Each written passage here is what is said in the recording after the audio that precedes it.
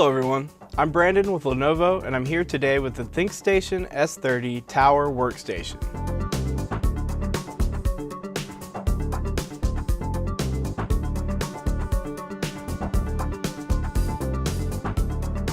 Today we are going to be replacing the power supply assembly.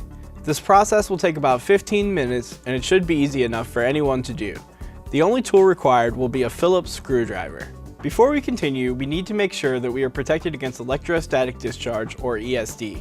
Make sure to shut down your computer and disconnect all cables and accessories from the system.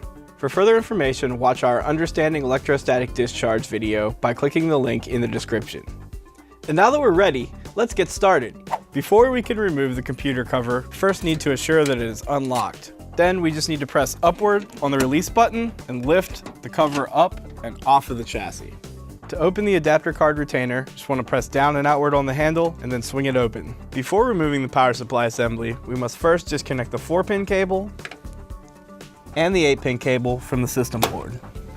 Now we're going to disconnect the power cable from the optical drive. Next, we need to disconnect the power cables from the storage drives.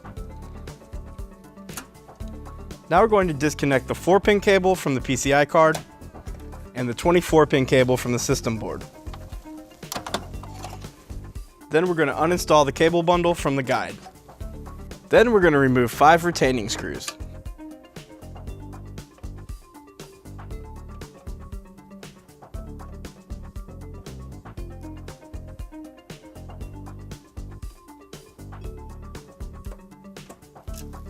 So now we just need to press down on the lever, slide the power supply towards the front of the system, tilt it forward, and remove it.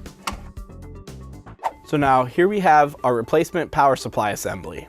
Now we're going to place the power supply into the chassis and then slide it towards the rear of the system until the lever locks it into place. Then we're going to install 5 retaining screws.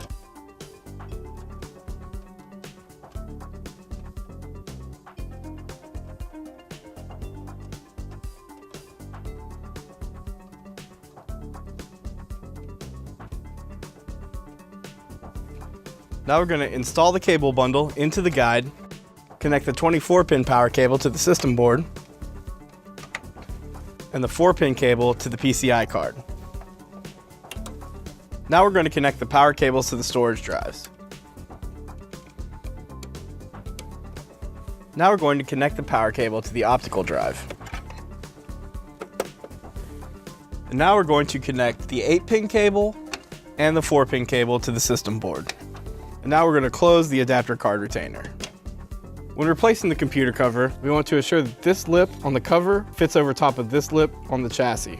Once you have those lined up, you can lower the cover onto the chassis, and then in the top middle, press down until it locks into place. And finally, we're going to lock the cover.